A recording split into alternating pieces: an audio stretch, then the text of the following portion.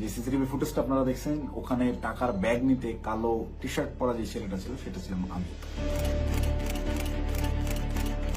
ওয়েস্টিনের নিচে সাদা CF motor বাইকে হেলমেট লাগানো অবস্থায় আমার সাথে কথা বলতেছিলেন একজন উপদেষ্টা।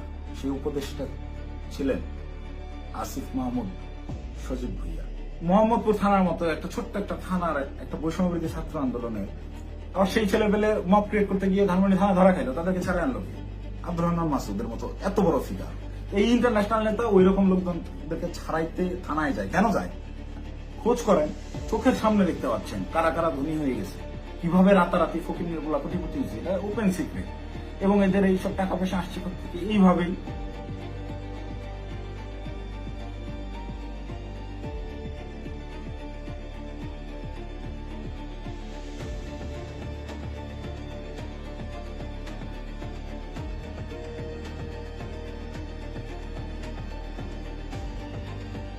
আসসালামু আলাইকুম, আমি জানে আলম অপু। সম্প্রতি গুলশানে বরিশালের এই যে নারী এমপির বাসায় চাঁদাবাজির যে ঘটনার ভিডিও ফুটেজ ভাইরাল হয়েছে, যে সিসিটিভি ফুটেজটা আপনারা দেখছেন, ওখানে টাকার ব্যাগ নিতে কালো টি শার্ট পরা যে ছেলেটা ছিল সেটা ছিলাম আমি। আপনারা এই একটি সিসিটিভি ফুটেজের মাধ্যমেই দেখেছেন যে বৈষম্যবিরোধী ছাত্র আন্দোলনের সমন্বয়করা চাঁদাবাজিতে জড়িত। আপনাদের যে সমন্বয়করা গত বছর আন্দোলনে আপনাদের কাছে মহানায়ক ছিল, তারা হয়ে গেল চাঁদাবাজ। কিন্তু আমার কিছু প্রশ্ন আছে। আপনারা কি জানেন যে এই যে টাকা নেওয়ার যে ফুটেজটা, এটা সকাল 9টা থেকে 10টার ভিতরকার সময়ের মধ্যে, তার ঠিক কয়েক ঘন্টা আগে ভোর 5টার সময় ওই জোনের ডিসি ওসি সবাইকে অবগত করে একদম অফিসিয়াল প্রসেসে আইনিভাবে আইন শৃঙ্খলা বাহিনী অর্থাৎ পুলিশ বাহিনীকে সাথে করে নিয়ে স্বামীর সেই বাসায় আমরা অভিযান চালাই। আপনারা কি জানেন সেই অভিযানে যাওয়ার আগে গুলশানেরই কোনো একটা জায়গায় আমার সাথে উপদেষ্টা আসিফ মাহমুদের কথা হয়? কই নিউজ মিডিয়ায় এত কিছু আসলো, এই 2 মিনিটের সিসিটিভি ফুটেজটাই কেন? আগের রাতের গোটা অভিযানের বিষয়টাকে একদম স্রেফ ধামাচাপা দেওয়া হলো কেন? ভোরবেলার সেই পুলিশ সাথে করে নিয়ে যে অভিযান চালানো হয়, 5টা থেকে 6টা পর্যন্ত টানা 1 ঘন্টা শাম্মী আহমেদের বাসায় অভিযান চলে, আইন শৃঙ্খলা বাহিনী সহ গোটা বাসা তন্ন তন্ন করে খোঁজা হয়, কোথাও শাম্মীকে পাওয়া যায় না। কিন্তু বাসা অভিযান চলাকালীন সময়ে প্রত্যেকটা জায়গায় আমরা বুঝতে পারতেছিলাম এখানে শাম্মী ছিল। তার ব্যবহৃত জিনিসপত্র, বেডের পাশে তার ফোন, তার হেডফোন, তার জুতা, এভরিথিং, তার ভ্যানিটি ব্যাগ, সবকিছু একদম স্পষ্ট বোঝা যাচ্ছিল শাম্মী এই জায়গায় ছিল। সামহাও ইনফরমেশন লিক হয়ে গেছে, সে চলে গেছে।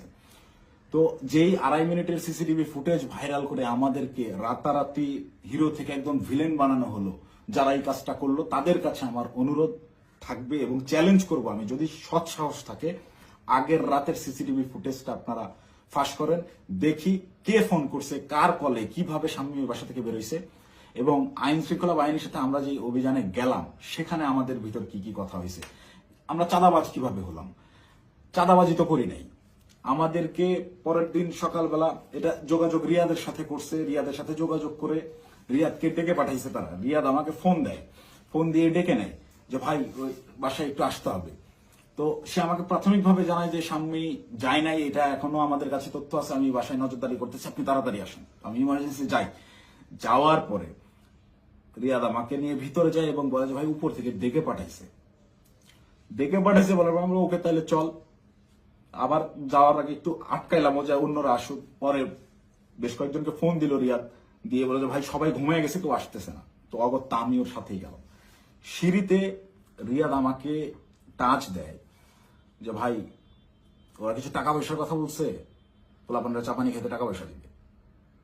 তা আমি স্বাভাবিকভাবেই মাইন্ডসেট করে নিছি, আমরা রাতে যে কজন আসছিল আর পুলিশ সহ সব মিলে সর্বোচ্চ 40 জন হবে। তো পুলিশদেরকে বাদ দিলে এটা 15-20 জন বা 30 জন সর্বোচ্চ। এই কতই বা দিবে, 50,000 1 লাখ টাকা হয়তো বা দিবে। এইটা একদম নর্মাল থট থেকে ভাবছি। এই ভেবেই আমি ওর সাথে ভিতরে যাই। ও আমাকে বলে দিছে যে আমি বলছি যে আমি ভাই এগুলা আমার মন সাইদের আমি কথাবার্তা বলতে পারি না, বলে আপনার কথা বলতে হবে না, আপনি রাতে খুব ভালো রোল প্লে করছেন, আপনারা ওরা ভয় পাবে। আপনি যেভাবে সব জায়গায় খোঁজাখুঁজি করছেন, চিল্লাচিল্লি করছেন, আপনারা ওরা ভয় পাবে। আপনার ফেসটা খালি দরকার, আপনি খালি আমার সাথে তাল মেলাবেন, বাকিটা আমি দেখবো।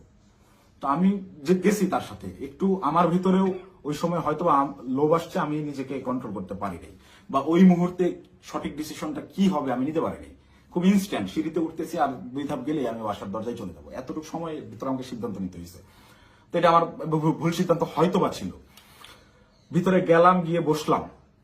বসার পরেই ওই শাম্মীর হাজবেন্ড এসে 5 লাখ টাকার অফার করে যে আমি তোমাদেরকে 5 লাখ টাকা দিচ্ছি, তোমরা যারা ছিলে তোমরা চা পানি খায়ও, আমরা শান্তিপ্রিয় মানুষ, আমি সারা জীবন চাকরি করছি, কোনো রাজনীতি করি নাই, চাকরির রিটায়ারমেন্ট শেষে এখানে আছি, রেস্ট করতেছি, এই বয়সে এসে আমাদেরকে আর তোমরা হয়রানি করিও না, আমি কোনো রাজনীতির মধ্যে নাই, তো আমাদেরকে একটু শান্তিতে থাকতে দাও। এবং উনি আরো একটা প্রশ্ন করেন যে আমাদের তথ্য তোমাদেরকে কে দিছে, তোমরা কিভাবে জানলা যে আমরা এখানে আছি।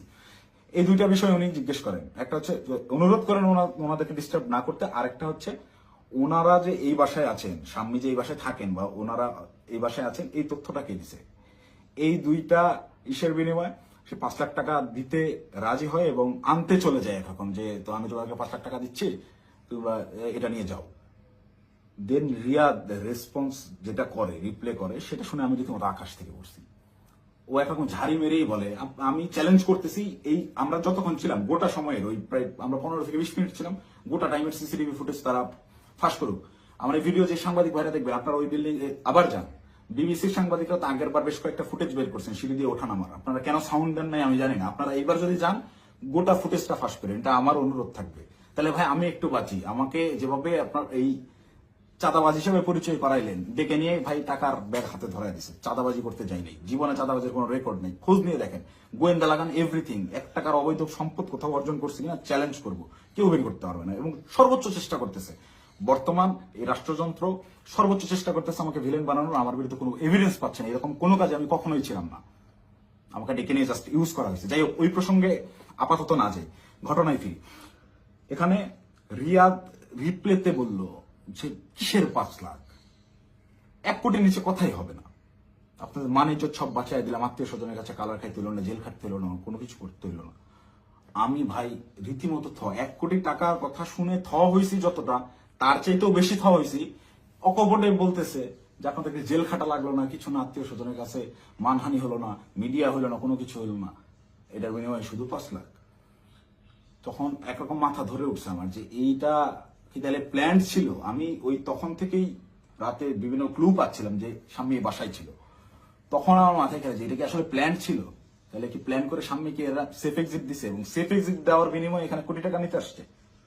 মাথায় যখন আমি প্রশ্নটা ঘুরপাক খায়, আমি ওখান থেকে একটু উঠে চলে যাই যে আমি এইসব টাকা পয়সার ডিলিং আমি থাকবো না। তখন আবার আমার মাথায় এইটা খেলে যে আমি তো রিয়াদের সাথে আসছি, রিয়াদ আমার সহযোদ্ধা, সে আমার পূর্ব পরিচিত, তাকে এখানে একা রেখে আমি কিভাবে চলে যাই একটা আওয়ামী লীগের এমপির বাসায়? একে তো গুম করে দিতে পারে বা এর যে কোনো বিপদ হতে পারে। ওর সেফটির কথা চিন্তা করে ওকে আমি একা রেখে চলে গেলে ওর বিপদ হতে পারে, এই চিন্তা করে আমি আবার ব্যাক আসি না। যাই হয় হোক, আমাকে রিয়াদকে নিয়ে যেতে হবে, রিয়াদকে আমাকে তাড়াতাড়ি এখান থেকে বের করতে হবে। তো ওই ওদের কথা, ওরা বার্গেনিং চালাতেই আছে। ওটা 1 কোটি থেকে 50 লাখে নামে, 50 লাখের থেকে ওই 50-50 করবে, 25 এখন নেবে, 25 করে বিভিন্ন রকম বার্গেনিং করতে থাকে। গোটা সিসিটিভি ফুটেজ দিলেই আপনারা দেখতে পাবেন। তো আমি যত ফাস্ট করা যায় এখান থেকে বেরোতে পারলে পারছি। তো আমি রিয়াদকে বারবার কানে কানে বলতেছি তুই এরকম পাগলামি করিস না, তুই থাম। রিয়াদ আমাকে বারবারই বলে আপনি চুপ থাকেন, দেখেন আমি কি করি, আপনি চুপ থাকেন, আমি দেখেন কি করি। তো আমি সাহস আর পাচ্ছিলাম না। উনি একটা সময় করলেন কি, পাশের রুমে গেলেন, পাশের রুমে গিয়ে কাউকে একটা ফোন দিলেন, সর্বোচ্চ 30 সেকেন্ড বা 1 মিনিট পরেই একটা লোক আসলেন, এসে বেল চাপলেন, দরজা খুলতেই বাইরে থেকে একটা টাকার ব্যাগ দিল, টাকার ব্যাগটা নিয়ে গেটটা লাগাই দিলেন। ওই টাকার ব্যাগটা সোজা এনে আমার পাশে উনি রাখলেন, আমার পাশে ছোট একটা টেবিল ছিল, রাখতেই এই পাশ থেকে রিয়াদ আমাকে বলতেছে আপনার তো কাঁধে ব্যাগ আছেই, তাহলে ওটা ব্যাগে ভরে ফেলেন। তো আমি আমার ব্যাগের ভিতরে খাবার ছিল, আমি সারা রাত ধরে জেগেছিলাম, এখানে অভিযান চালাই বাসায় যাচ্ছিলাম, খাওয়া দাওয়া করিনি, সকালে খাওয়ার জন্য খাবার কিনছি, খাবারটাও খাইতে পারিনি। এই খাবারটা বের করে রেখে টাকাটা ব্যাগে বললাম ভরে, আমি রিয়াদকে বলতেছি চল উঠি। রিয়াদ তখন নতুন আবার কাহিনী শুরু করলো যে না, এই 10 লাখ টাকা নিয়ে যাওয়া যাবে না। সে তখন বিভিন্ন ইনে বিনায় আরো টাকা দেন, আপনি টাকা লাগলে ম্যানেজ করেন, সে টাকা ছাড়া উঠবেই না। তাকে একরকম অনুরোধ করে আমি এই জায়গা থেকে তুললি যে ভাই তুই আর ঝামেলা বাড়াইস না, তুই চল, আর তুই যদি বেশি ঝামেলা করিস তাহলে আমি এই টাকার ব্যাগও ফেলাই, আমি চলে যাই, তুই একা হ্যান্ডেল করবি। কারণ এখানে টাকা পয়সা এরকম তুই কোটি টাকা নিবি এটা আমাকে বলে অবস্থায়, এটা যদিও আমি বাইরে এসে বলছি লাস্টের লাইনটা। রিয়াদও দেখি আমি যখন বলছি আমি চলে যাবো তোকে ফেলে, তখন রিয়াদ একটু ভয় পেয়েছে এবং রিয়াদ আমার পিছে পিছে চলে আসে। তো বাইরে আসার পরে রিয়াদ আমার সাথে একরকম প্রচন্ড রাগারাগি শুরু করে যে দেখেন আপনি কি পাগল নাকি, আপনার জন্য হইলো না, আপনি মাত্র 10 লাখ টাকা নিয়ে চলে আসলেন কেন। আমি ওরে উল্টা ঝাড়ি মারতেছি, বেটা তুই পাগল নাকি, একটা মানুষের বাসায় গিয়ে ওখানে ক্যামেরা আছে, এই আছে, সবকিছু আছে, যে একটা মানুষের বাসায় মানুষ কি কোটি টাকা ঘরে রাখে, তুই একজন মানুষের বাসায় যে আন্দাজে বলতেছিস যে আমাকে 1 কোটি টাকা দিতে হবে। লোক বলতেছে টাকা নাই, তুই বলছিস ম্যানেজ করে এনে দেন। এটা তো পাগলামি ছাড়া কিছুই না, তুই কি অন্ধ হয়ে গেছিস, তোর কি বিবেক বুদ্ধি নাই হয়ে গেছে টাকার লোভে। ভাই ভাই তো আমার 1 কোটির কথাই বলে দিছে। আমি মানে প্রশ্ন যে করব কোন ভাই, এটা প্রশ্ন করার আগে দেখি রিয়াদের চোখ মুখ শুকায় গেছে, মানে সেও আতঙ্কিত, তাকে 1 কোটির কথা বলে দেওয়া হয়েছে।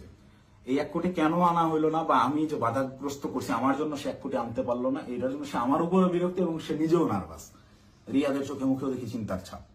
পরে বললাম কোন ভাই, কখন বললো তোরে, কার সাথে কথা বলছিস আমি যাওয়ার পরে। বলছে রাতে কোন ভাই আসছিল দেখেন নাই। তখন আমি 30 সেকেন্ডের মতো চুপ করে থাকি, ভাবতে থাকি। যখন রাতে কোন ভাই আসছিল এইটার সমীকরণটা আমার মাথায় মেলে এবং রিয়াদকে আমি বলি যে ভাইয়ের সাথে কথা বলে আসলাম তুই কি সেই ভাইয়ের কথা বলতেছিস। রিয়াদ বলে হ্যাঁ। কয় আপনি বুঝতেছেন না, ওখানে ক্যামেরা আছে, সবকিছু আছে, সবকিছুর সামনে আমি 1 কোটি টাকার সাহস করতেছি, এটা কি এমনি। তখন আমার কাছে একটু হলেও বিশ্বাসযোগ্য মনে হচ্ছে যে না আসলে এইটুকু একটা ছেলে, ও 1 কোটি টাকা চেয়ে ফেলছে, ক্যামেরা আছে এটা জেনে সহ, ও জানে। কিন্তু এই বাসায় আমরা 3-4 ঘন্টা আগেও পুলিশ সহ অভিযান চালাই গেছি, বাসার কোথায় কি আছে সব জানা। ও খুব ভালো মতো জানে এখানে সিসিটিভি ক্যামেরা আছে, সব রেকর্ড হচ্ছে। তারপর ও বিন্দু পরিমাণ ভয় ছাড়া ও অকপটে 1 কোটি টাকা চেয়ে ফেলছে।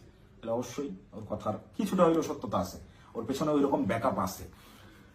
তো আমি একরকম মন খারাপ করে চলে যাচ্ছি, আমার মাথায় কিছু কাজ করতেছে না। তো রিয়াদ আমাকে জোর করে টেনে রিক্সায় তুলে ওই টাকার ব্যাগ সহ ঢাকার বিভিন্ন জায়গায় ঘোরাঘুরি করতে গেছে, আমাকে বিভিন্নভাবে কনভিন্স করতে গেছে। ভাই উনি তো বলছে, আমি নেমে আসার পরেও রিয়াদ গেটে ছিল, ওদের সাথে বার্গেনিং করে আসছে, 2 দিন সময় দিয়ে আসছে যে 2 দিন পর আমরা আবার আসবো, এটা বলে আসছে। তো আমাকে বলতেছে ভাই ওনাকে 2 দিন সময় দিয়ে আসছি, 2 দিন পরে কিন্তু আসতে হবে, আমাদেরকে টাকা তুলতে হবে। আমি ওর কথা বাড়াইলাম না, বললাম দেখা যাবে। আমি খালি চাচ্ছিলাম এখান থেকে আমি কাটতে পারলে পাচ্ছি, আমি কিসের মধ্যে পড়ে গেছি।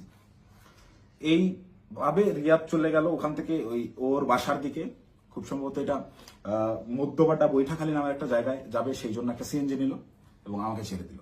আমি আমার মতো চলে গেলাম এবং যাওয়ার সময় আমি ওকে জিজ্ঞেস করলাম তুই টাকাগুলা কি করবি। ও বলছে ভাই পোলাপান যেগুলো আসছে পোলাপানদেরকে দিতে হবে, তারপর ওই বাকি টাকাও তুলতে হবে, সব টাকা একসাথে তুলে তারপরে তো এটা ভাগাভাগির হিসাব। আমরা টাকাই তো তুলতে পারলাম না, এটা তো যা দিচ্ছে এটা তো আজকের পোলাপানেরই খরচ, পোলাপানের চাপানি খাইতে দিচ্ছে। আমি একটু চিন্তায় পড়লাম, তারপর আমি বললাম তাহলে পোলাপানদের দিয়ে দিস। ও বলছে ওকে, বিকালবেলা ইনশাল্লাহ এটা ভাগাভাগি করবো, আপনাকে ফোন দিয়ে জানাবো। তো বিকালে আমি তো এর মধ্যেই আমি বেশ কয়েকজনের সাথে রাতে যারা ছিল তাদের বেশ কয়েকজনের সাথে যোগাযোগ করি এবং তাদের কথাবার্তা আমি সরাসরি স্বীকার করি নাই বা বলি নাই যে রিয়াদ এরকম করছে। তাদেরকে আমি বিভিন্নভাবে ঘটনাটা সম্পর্কে অবগত করার চেষ্টা করি যে তোর এরকম কিছু হয়েছে কিনা বা রিয়াদ কোনো টাকা পয়সা দিয়েছে কিনা। তো সবাই অস্বীকার করতেছে, মানে যারা আসছিল এই অভিযানটা চালাইতে তারা কেউ এই বিষয়ে অবগতই না।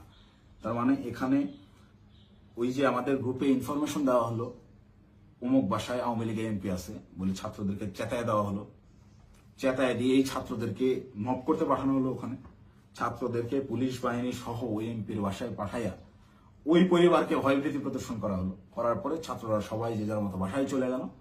তারপরে চাঁদাবাজের দল চাঁদাবাজি করতে আসলো। ঘটনা এইটাই। এখান থেকে মাঝখান থেকে সাধারণ ছাত্ররা ব্যবহৃত হইলো। এই ব্যবহারের তালিকায় সেদিন আমিও পড়ছি, আমিও ব্যবহৃত হয়েছি এবং বিভিন্ন সময় বিভিন্ন ঘটনায় এরা এইভাবে বিভিন্নভাবে ছাত্রদেরকে ব্যবহার করে এইসব করে।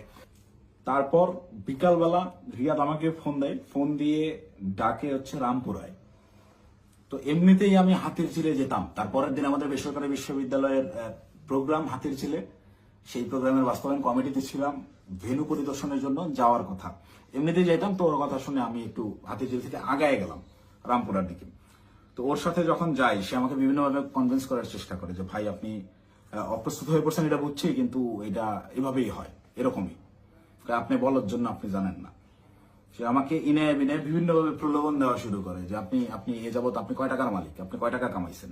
দেন আমি ওকে ডিরেক্ট বলি যে ভাই এই মাসে আমার সেমিস্টার ফাইনাল পরীক্ষা গেছে, আমি টিউশন ফি দিতে পারি না, জন্য পরীক্ষা দিতে পারিনি। আপনার জায়গায় যদি আমি থাকতাম, রিয়াদ সরাসরি আমাকে বলছে, আপনার ফেস যদি আমার থাকতো, আমি যদি আপনার ওই আপনার কেন্দ্রীয় যে পদ, সেই পদ যদি আমার থাকতো, এতদিন আমি কমপক্ষে 20 কোটি টাকা কামাইতাম। রিয়াদ আমার মুখে বলছে আপনি একটা বলো। তো আমার এই কথাগুলো শুনে আরো বেশি খারাপ লাগতে লাগলো যে কি বলে, প্রচন্ড মন খারাপ। আমি ওকে বলি যা হয়েছে সুবাদ আমরা হাতে জেলে যাই, প্রোগ্রামের কি অবস্থা দেখি। আমার মূল কনসার্ন আমার আবার সাংগঠনিক কাজে ফেরা। তো হাতে জেলের প্রোগ্রামের ওইটা পরিদর্শন করে ওই জায়গা থেকে সন্ধ্যা হয়ে গেছে। রিয়াদ আমাকে কন্টিনিউয়াসলি পুশিং করে যাচ্ছে। সে আমাকে নিয়ে মহাখালী যায়, মহাখালী ওখানে ইয়ামাহার শোরুম থেকে সে আমাকে একটা বাইক কিনে দেয়।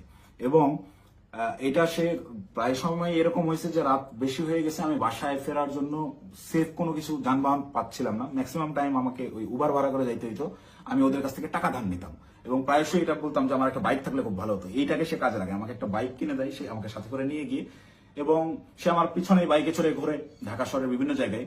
এবং পরবর্তীতে পরের দিন অনুষ্ঠানটা শেষ হয় কোনো মতে, 18 তারিখের প্রোগ্রামটা শেষ হওয়ার পরে সে রাত্রেবেলা আমাকে ফোন দেয় যে ভাই 2 দিন তো হয়ে গেল, আমাদেরকে ওই বাকি 40 লাখ টাকা আনতে যাইতে হবে, এটা তো 1 কোটি নেওয়া যেত, আপনি খালি পাকনামি করে 50 লাখে নামালেন। তখন তো আমি অস্বীকার করি, না ভাই আমি এইসব কাজে আর যাবো না। দেন আমাকে ডিরেক্ট ব্ল্যাকমেল, আপনি ওই টাকা দিয়ে বাইক কিনছেন, আপনার ফুটেজ আছে তো, আপনি বাইক কিনছেন, শোরুমে ডকুমেন্টস আছে, আপনি তো এটার পার্ট, আপনি যে টাকা ভোগ করছেন আপনাকে তো যাইতেই হবে। তখন আমার মাথা রীতিমতো কাজ করা বন্ধ হয়েছে যে আমি তো পুরো ট্র্যাপে ফেসে গেছি। আই হাই, বাইকটাই আমি কেন নিলাম, আমার ভোটার আইডি কার্ডটাই ওখানে আমি কেন দিলাম, আমার এই হারামজাদার টাকা আমি গেলামই বা কেন, প্রচন্ড রকম আফসোস শুরু হলাম। আমি এই কিসের মধ্যে পড়লাম এরকম ভাবতে হবে। সারা রাত আমার ঘুম হয় নাই। আমার ফেসবুকে গেলে এখনো ওই দিন আমার দেওয়া যে স্ট্যাটাসটা, আমি প্রচন্ড মেন্টাল ট্রমায় আছি। তার আগের রাত সারা রাত ধরে গত বছর জুলাইয়ের সেই আন্দোলনের স্মৃতিগুলা, এই আমার ভাইদের রক্তাক্ত সেই দেহগুলা, এই গুলি চালানোর দৃশ্যগুলো সবকিছু আমার চোখের সামনে ভাসতে থাকে। আমার ভাই সারা রাত ঘুমায় নাই যে কি করলাম, কি হচ্ছে, কি এটা কি। মানে আমি পরের দিন সকালে এটা পোস্টও করছি যে আমি প্রচন্ড মেন্টাল ট্রমায় আছি, জুলাইয়ের ওই স্মৃতিগুলো আমার মাথা থেকে যাচ্ছে না, আমার চোখের সামনে ভাসতেছে, আমি ঘুমাইতে পারতেছি না, নিজেকে অসহায় লাগতেছে। এই ধরনের একটা পোস্ট করছিলাম এবং এটা তখন আমার বাস্তব ফিলিংস ছিল। আর উপরে এর আবার রিয়াদের ফোন আসেই, কখন বেরোবেন, কখন আসতেছেন, এরকম করতে করতে সন্ধ্যাবেলা আমি বাংলা মোটর অফিসে গেলাম। সেখানে একটা প্রেস ব্রিফিং করা হয় 18 তারিখের প্রোগ্রামে, বেশ কিছু প্রবলেম ছিল সেগুলো নিয়ে। প্রেস ব্রিফিং শেষে রিয়াদ আমাকে বলে উপরে ওয়াটারফল রেস্টুরেন্টে গিয়ে আপনি বসেন, আপনার সাথে কথা আছে। আমি ওয়াটারফল রেস্টুরেন্টে গিয়ে বসি। রিয়াদ সমস্ত ছেলেপেলেকে নিচে নিয়ে গিয়ে চা খাওয়াইয়ে পাঠিয়ে দিছে। পাঠিয়ে দিয়ে সে ওয়াটারফলে আসে এবং আমাকে বলে যে সোজা সাপটা এখন যাইতে হবে, গিয়ে টাকাটা নিয়ে আসতে হবে। আমাকে 2 দিন সময় দেওয়া হয়েছে, 2 দিন পার হয়ে গেছে, আর কোনোভাবে কালক্ষেপণ করা যাবে না, প্রচুর চাপ আসতেছে, আপনি চলেন। তো আমি একরকম চিপাই পড়ে গেছি। ওর কথা শুনে আমি ওই জায়গায় যে রেস্টুরেন্টে বসছি, এখান থেকে বের হওয়ার আর অপশন নাই। তো আমি বাধ্য হয়ে বললাম আচ্ছা চল দেখা যাক। তো এই দিন গিয়ে আমি সর্বোচ্চ চেষ্টা করছিলাম যে কিভাবে এটা এড়ানো যায়। আমি ওই গেটের সামনেই হোন্ডা থামায় ভিতরে ঢুকে দারোয়ানের সাথে কথাবার্তা বলে ওদের উপরে গিয়ে 2টা বেল চেপে আমি খালি ওটা টানতেছি, যারা বাসায় নেই আয়, তুই দরজা খুলবে না, আয় আয়, এই বলে ওকে বের করে নিয়ে আসছি। নিয়ে আসার পরে আবার হোন্ডা টান দিয়ে চলে আসছি। তারপর থেকে ওই দিন থেকে আমি ওর সাথে যোগাযোগ করা বন্ধ করে দিছি। টানা 2 দিন ওর সাথে আর যোগাযোগ করি নাই। ও আমাকে মেসেজ দেয় বিভিন্ন ভাবে, আমি যে টাকা নিছি, আমাকে যে ট্র্যাপে ফালানো হচ্ছে এইটা বারবার সে উল্লেখ করার চেষ্টা করে। আমাকে মেসেজ করে, ভাই টাকা নিয়ে হারায় গেলেন, খোঁজ নাই কেন। প্রত্যেকটা মেসেজে টাকা শব্দটা মেনশন করে, যেন পরবর্তীতে সেটা স্ক্রিনশট আমার বিরুদ্ধে ব্যবহার করতে পারে বা আমাকে বোঝায় যে তুমি যে টাকা নিছো এটা কিন্তু এভিডেন্স আছে। আমাকে ব্ল্যাকমেল করার চেষ্টা করে। তো আমি রিয়াদের মেসেজ রেসপন্স করা অফ করে দিলাম একটা সময়। এবং যখন দেখলাম আমি ট্র্যাপে ফেসে গেছি এবং ওরা যা বলে আমাকে তাই করতে হবে, তখন আমি রিয়াদের সাথে সম্পূর্ণরূপে যোগাযোগ করা বন্ধ করে দিই এবং রিয়াদকে বলি তুই যদি আমাকে এইগুলো নিয়ে চাপ দিস তাহলে আমি কিন্তু সমস্ত কিছু ফাঁস করে দেবো এবং ওই বাসায় তুই যদি আরেকবার যাস, আমি এখনই ওই বাসার লোককে ফোন দিব, সে যেন থানায় বলে রাখে, পুলিশ দিয়ে তোদের যেন ধরায় দেয়, অথবা এই সিসিটিভি ফুটেজ যেন ফাঁস করে দেয়, আমার যা হবে হবে, তোদের এইসব আমি আর মানতে পারতেছি না। দেন রিয়াদও ভয় পেয়ে যায়, একরকম ও আমাকে থ্রেট মনে করা শুরু করে। ও দেখি রিয়াদ আর ভয় আমার সাথে যোগাযোগ করতেছে না। এবং সর্বশেষ যে ঘটনাটা ঘটে, রিয়াদ যেদিন ধরা খায় সেই দিন সে আমাকে না জানায় গেছে, সে আমাকে থ্রেট মনে করা শুরু করে। এবং এইটা সে তার উপর লেভেলের যে ভাইরা আছে, যে ভাইরা তাকে নিয়ন্ত্রণ করে, সেই ভাইদেরকে সে জানায় যে অপু এটা পজিটিভলি নেয় নাই, প্রচুর সমস্যা করতেছে। আর আসলে পজিটিভলি নেওয়ার মতো না, এই এক্সপিরিয়েন্স আমার লাইফে ফার্স্ট টাইম। তো রিয়াদ ওই দিন যে গেল আমাকে সম্পূর্ণরূপে না জানায়, এবং আমার কোনো আগ্রহ ছিল না, আমি ওইটাতে যাইও নাই, এবং আমি যাব না জন্যই, ওদের এই ট্র্যাপে আমি আর ইউজ হব না জন্য প্রচন্ড রাগে ক্ষোভে আমি একরকম ওই ফোন টোন সব অফ করে একটু সাইলেন্ট হয়ে যাই, যে আমাকে যেন না পায়। আমার ভালোই লাগতেছে না, আমার বিবেকের তাড়নায় আমার মন চাচ্ছিল আত্মহত্যা করি। মানে আমার কিছু করার নাই, ওরা ব্ল্যাকমেল করা শুরু করছে, আপনি হুন্ডা কিনছেন, এই করছেন সেই করছেন। রিয়াদ যেদিন অ্যারেস্ট হয়ে প্রথমে থানায় গিয়ে প্রথম স্টেটমেন্টই এটা দিছে যে এই জায়গায় চাঁদাবাজি জানে আলম অপু করছে, টাকা জানে আলম অপু নিছে, সেই টাকা দিয়ে সে বাইক কিনছে। মানে এইটা পূর্ব থেকেই ওকে শেখানো স্টেটমেন্ট। টাকা নিলে 10 লাখ, থানায় গিয়ে সাংবাদিকদের সামনে বলতেছে যে এরা 5 লাখ টাকা দিচ্ছে, 5 লাখ টাকায় জানা আলম অপু নিছে, নিয়ে 3 লাখ টাকা দিয়ে বাইক কিনছে, বাকি টাকা ওর ওয়াইফের চিকিৎসায় খরচ করছে। মুখস্থ বয়ান বলে দিবি, তুই কি জানাস আমার ওয়াইফ অসুস্থ কিনা? আন্দাজ একটা কথা যে বলে দিল। আমার ওয়াইফের গত 6 মাসে ওইরকম মেজর কোনো অসুস্থতা আসে নাই যে যার জন্য মেডিকেলে টাকা দিতে হবে। যাই হোক, রিয়াদ অ্যারেস্ট হয়ে থানায় গিয়ে যখন প্রথম স্টেটমেন্টটাই আমার বিরুদ্ধে দিল, এবং ওই জিনিসগুলো যখন আমি দেখলাম যে আমার সিসিটিভি ফুটেজ ভাইরাল করা হয়েছে, এবং রিয়াদ রিমান্ডে তো গেল পরে, আমি রিমান্ডে যাওয়ার পর স্টেটমেন্ট দিলেও আমি বলতে পারতাম যে সে নির্যাতনের ঠেলায় হয়তোবা নিজে বাঁচার জন্য দোষ আমার উপর পার করেছে। তা না, সে অ্যারেস্ট হয়ে থানায় গিয়ে প্রথম স্টেটমেন্টই দিচ্ছে আমার বিরুদ্ধে যে এইগুলো সব জানালো মুখ করছে।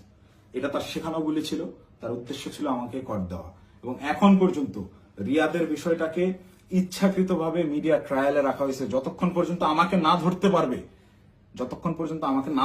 এই সমস্ত দোষ আমার উপরে না চাপাইতে পারবে, ততক্ষণ পর্যন্ত এরা থামাবে না। এরা আমি বাইরে থাকার থ্রেড মনে করতেছে। আমি আসতেছি, যে কোনো সময় আমি অ্যারেস্ট হয়ে যেতে পারি, আমাকে ওই হাসিনার মতো গুম করা হবে। হাসিনা যেভাবে নিয়ে আয়না ঘরে রাখতো মানুষজনদেরকে, কেউ জানতো না, বলতো সে নিজে একা একা হারায় গেছে। আমাকে বলতো যে সে চাঁদাবাজি করছে, করে এখন গা ঢাকা দিছে, কোথায় না কোথায় গিয়ে আছে। তো আমি জানি না আমার আসলে কি অপেক্ষা করতেছে, তবে আমি মহান আল্লাহ তাআলার কাছে শুকরিয়া জ্ঞাপন করতেছি। হয়তোবা জীবনে কোনো একটা ভালো কাজ করছিলাম, যার বিনিময়ে আল্লাহ তাআলা আমাকে ওই দিন ওই জায়গাটায় নেওয়া থেকে বিরত রাখছিলেন। আল্লাহ তাআলা হয়তোবা চান নাই যে আমি ওই পরিমাণ বেইজ্জতি হই, যার কারণে আমাকে নেয় নাই। আমি শুকরিয়া আদায় করি মহান আল্লাহ তাআলার কাছে, আমি চিরকৃতজ্ঞ। যাই হোক, এখন আমি যে কোনো সময় আমাকে আপনারা জেলখানায় দেখতে পারেন, আমার লাশ আপনারা নদীতে ভাসতে দেখতে পারেন, অথবা হঠাৎ করে একদিন টেলিভিশন খুলে দেখবেন যে আমি ওই বসে আছি, আমার সামনে প্রচুর টাকা পয়সা, মদ, তারপর হচ্ছে অস্ত্র শস্ত্র দিয়ে আমাকে দেখানো হচ্ছে আমি ঢাকা শহরের সবচাইতে বড় মাফিয়া ছিলাম, গ্যাংস্টার ছিলাম, আমাকে অ্যারেস্ট করা হয়েছে। এরকম যে কোনো নাটকই সাজানো হইতেই পারে। তো এই নাটকগুলো যদি সাজানো হতে পারে, বা আমাকে এভাবে ফাঁসানো হতে পারে, আমাকে দিয়ে এই কথাগুলো বলানো হতে পারে, তার আগেই সঠিক সত্যটা জাতির উদ্দেশ্যে, জাতিরকে জানানোর জন্য আমার এই ভিডিওটা বানানো। এখন আসি, অনেকেই এই ভিডিও দেখে বলবেন যে ভাই তুই এই 4-5 দিন ধরে চুপচাপ থেকে খুব সুন্দর স্ক্রিপ্ট লিখছিস। অনেকে, আমি যখন পোস্ট করছিলাম যে আমি গোটা বিষয়টা ক্ল্যারিফিকেশন একটা ভিডিও দিব, অনেকেই কমেন্ট করছে যে হ্যাঁ ভাই সময় নেন, সমস্যা নাই, ভালো করে স্ক্রিপ্ট লেখেন, তারপর আইসেন। তো এইখানেও যারা বলবেন যে স্ক্রিপ্ট করা হয়েছে, তাদেরকে আমি বলবো ওই 17 জুলাই, 16 জুলাই পার হয়ে রাত 12টার পরে, যখন 17 জুলাই পরে, ওই 17 জুলাই ভোর 4:15 থেকে 30, এই 15 মিনিট সময়, কিংবা 4:10 থেকে 4:30, এই 20 মিনিট, বা আমি যদি আরো 10 মিনিট বাড়াই, 4:10 থেকে 4:40 পর্যন্ত 30 মিনিট আমি বললাম, এই 30 মিনিটের ওই যে গুলশান 2 মোড় পার হয়ে যেই 5 স্টার হোটেলটা, ওয়েস্টিন ইন্টারন্যাশনাল যে হোটেলটা, এই ওয়েস্টিনের নিচে সাদা সিএফ মোটো বাইকে হেলমেট লাগানো অবস্থায় আমার সাথে কথা বলতেছিলেন একজন উপদেষ্টা। সেই উপদেষ্টা ছিলেন আসিফ মাহমুদ সজীব ভুইয়া। আপনাদেরকে চ্যালেঞ্জ করব, আমাকে ভুল প্রমাণ করার আগে আপনারা ওই সিসিটিভি ফুটেজ জাতির সামনে আনবেন, এনে দেখাবেন যে ওই সময় আসলে এরকম কোনো কিছু ঘটে নাই, আমার সাথে আসিফ মাহমুদ সজীব ভুইয়ার কোনো কথাবার্তা হয় নাই, সে ওখানে আসে নাই। একজন উপদেষ্টা ভোর 4টার সময় বাইকে চড়ে হেলমেটে মুখ ঢেকে গুলশানের মতো অভিজাত এলাকায় কি কাজে আসে, এটা আমার জানার কথা না। আমি তো মামুলি পার্সন, তারা তো হাই লেভেলের পার্সন। আর আমার সাথেই কেন কথা বলতে হয়, বা কি বা কথা হয়। এবং ওই যে রিয়াদ বললো রাতে যেই ভাই আসছিল, এবার সমীকরণটা আপনারাই নিলাম যে রাতে কোন ভাই আসছিল, কোন ভাইয়ের সাথে আমার কথা হয়েছে এবং কোন ভাইয়ের কথা রিয়াদ ইন্ডিকেট করছে। শুধু ওই ভাই না, আরো যেসব ভাই আছে সব ভাইরাই এটাতে জড়িত এবং এটা ওপেন সিক্রেট। এই সকল ভাইরা, এই যে আমাদের আসিফ মাহমুদ সজীব ভুইয়া ভাই সেদিন যে সিএফ মোটো বাইকটা নিয়ে আসছে, এই রাত্রেবেলা বাইক রাইডিং করতে সে গুলশানে আসছে, ওই ওয়েস্টিনে 5 স্টার হোটেলে ছাড়া সে বসে না কোথাও।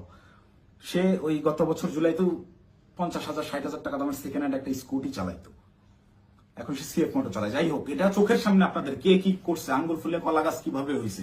যে সকল ছেলেপেলেরা ওই হলে থাকতে পারতো না ছাত্রলীগের যন্ত্রণায়, বাইরে বাসা ভাড়া নিয়ে থাকবে, বাসা ভাড়ার টাকা থাকতো না, বিভিন্ন রাজনৈতিক নেতাদের কাছ থেকে টাকা ধান নিয়ে থাকতে হইতো, ডোনেশনে যাদের ম্যাচ ভরা চলছে তারা এখন ডুপ্লেক্স বাড়িতে থাকে, নিজস্ব গাড়িতে চলাফেরা করে।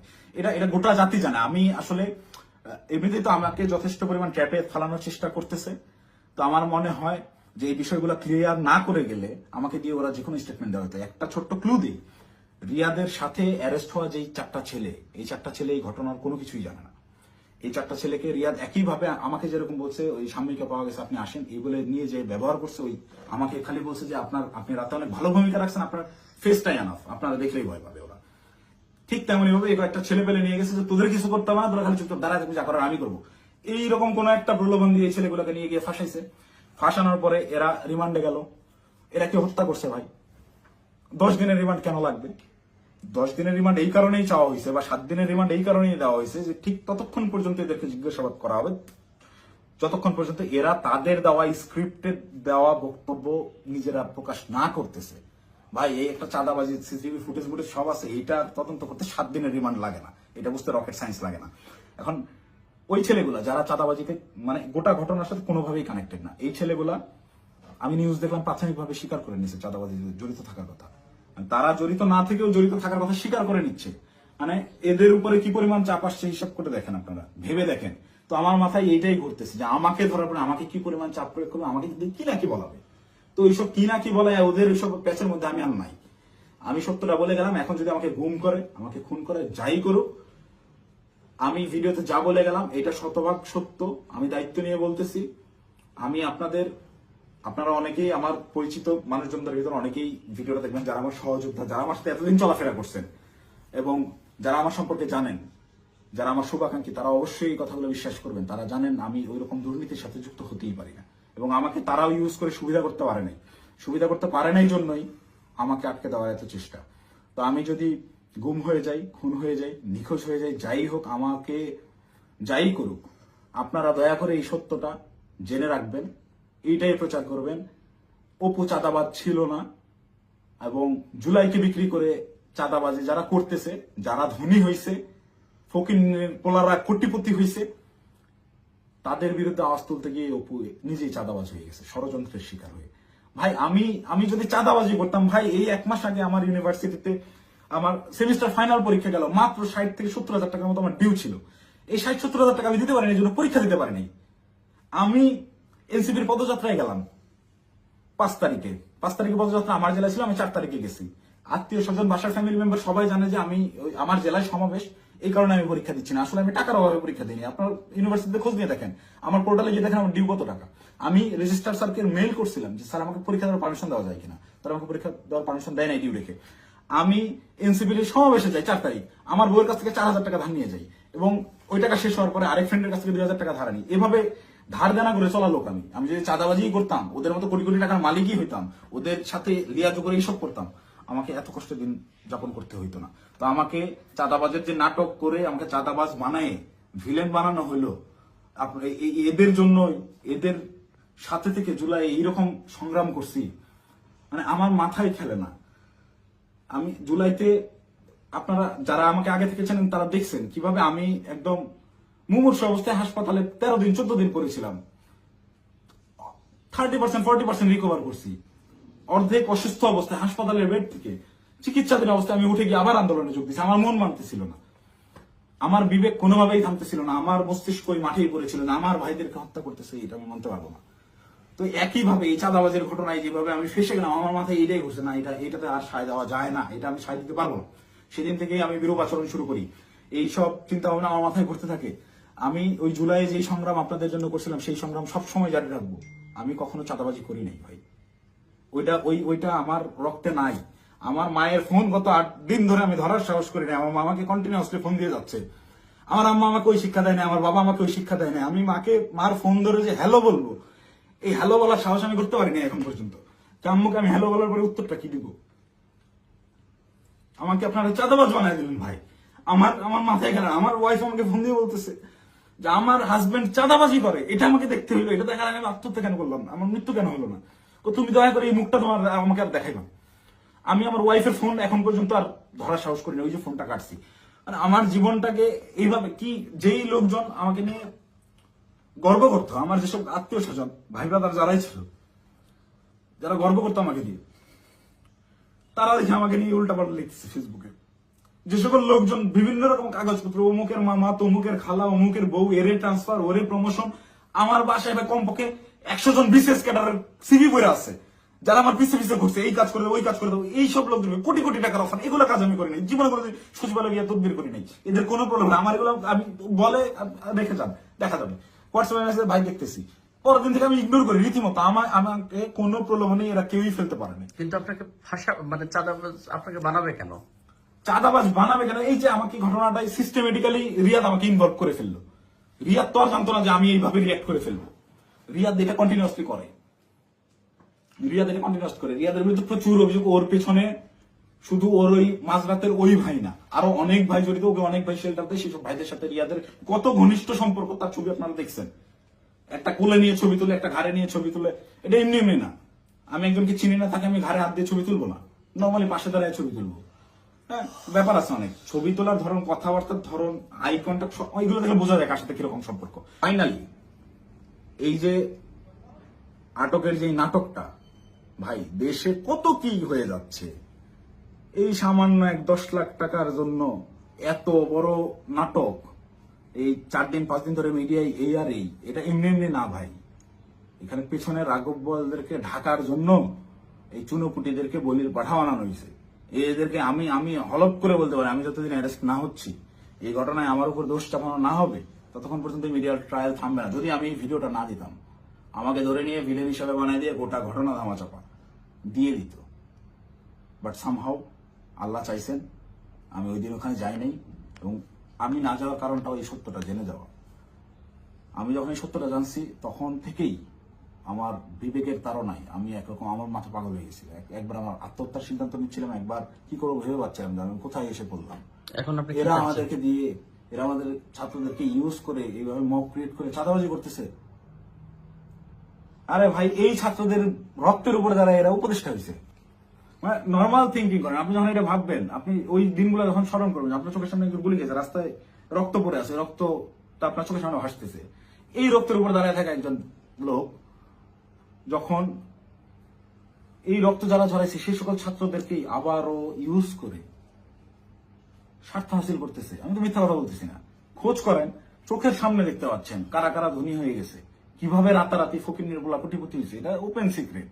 এবং এদের এইসব টাকা পয়সা আসছে থেকে এইভাবেই প্রত্যেকটা গ্রুপ। এই যে মোহাম্মদপুর থানায় আহ্বায়কে গ্রেফতার হইল, মোহাম্মদপুর থানার মতো একটা ছোট্ট একটা থানার একটা বৈষম্যবিরোধী ছাত্র আন্দোলনের আহ্বায়ক, যে ভোলা থেকে উঠে আসছে একটা ছেলে, সবাই মাত্র পলিটেকনিক পাশ করে আসছে, অনার্সে ভর্তি হয়েছে, বিএসসি করতে ভর্তি হয়েছে। এই ছেলে ঢাকা ইউনিভার্সিটিতে পড়ুয়া স্টুডেন্টের কাছে 1 কোটি টাকা চাঁদা চাচ্ছে। আর সেই ছেলে পেলে মব ক্রিয়েট করতে গিয়ে ধানমন্ডি থানা ধরা খাইলো, তাদেরকে ছাড়া আনলো গিয়ে আব্দুল রহমান মাসুদের মতো এত বড় ফিগার। আব্দুল রহমান মাসুদ তো এখন ইন্টারন্যাশনাল নেতা হয়ে গেছে। সে একটা সেদিন একটু ইসে দেখলাম, সে বলছে আমাকে দেশের সবাই চিনে, ইন্টারন্যাশনাল নেতারাও চিনে, সে ইন্টারন্যাশনাল নেতা হয়ে গেছে। এই ইন্টারন্যাশনাল নেতা ওই রকম লোকজনদেরকে ছাড়াইতে থানায় যায় কেন যায়? ওই রাব্বি নাম ছিল ছেলেটার, মোহাম্মদপুরের রাব্বি, ওই রাব্বি যদি কট খায় ওই জায়গায়, আব্দুল রহমান মাসুদের নামটা ফ্ল্যাশ হয়ে যায়। At any how Abdul Rahman মাসুদকে, ওই রাব্বিকে সেভ করতেই হবে, কিচ্ছু করার নাই। সে মিডিয়ার সামনে ওই জায়গায় তোপের মুখে পড়ছে আন্নান মাসুদ, তাও রাব্বিকে ছেড়ে আসে নাই, পুলিশের সাথে নেগোসিয়েশন করে নিয়েই আসছে রাব্বিকে তারা ছাড়বে না। কিন্তু এই ঘটনাটাই আমি তো ধরাছোঁয়ার বাইরে ছিলাম। রিয়াদকে তারা সেভ দিলেও আমি তো বাইরে ছিলাম, যে কোনো মুহূর্তে ফাঁস করতে পারি। এই ভয়ের জায়গা থেকে রিয়াদকেও আর বাঁচায় নাই যে দুইটাকেই আটকাতে হবে। আমাকে ধরার জন্য সর্বোচ্চ চেষ্টা করতেছে। আমি কতক্ষণ বাইরে থাকবো, কতক্ষণ টিকে থাকবো আমি জানি না। যে কোনো সময় আমার যে কোনো কিছু হয়ে যেতে পারে। তো আমি গোটা জাতির কাছে সত্যটা বলে গেলাম, এবং সেই দিন সিদ্ধান্তহীনতায় হোক কিংবা লোভের বশবর্তী হয়ে হোক, আমি যে ভুল কাজটা করে ফেলছি, রিয়াদের প্ররোচনায় করে ওই জায়গায় বাসায় ওনাদের দেওয়া ওই টাকাটা হাতে নিয়েছি, এইটার জন্য আমি গোটা দেশবাসীর কাছে ক্ষমা প্রার্থী, এবং আমি আমার দোষ স্বীকার করে নিচ্ছি। এবং আমি প্রচলিত আইন অনুযায়ী, যেহেতু আমার নামে মামলা হয়েছে, আমি বিচার ফেস করতে রাজি আছি।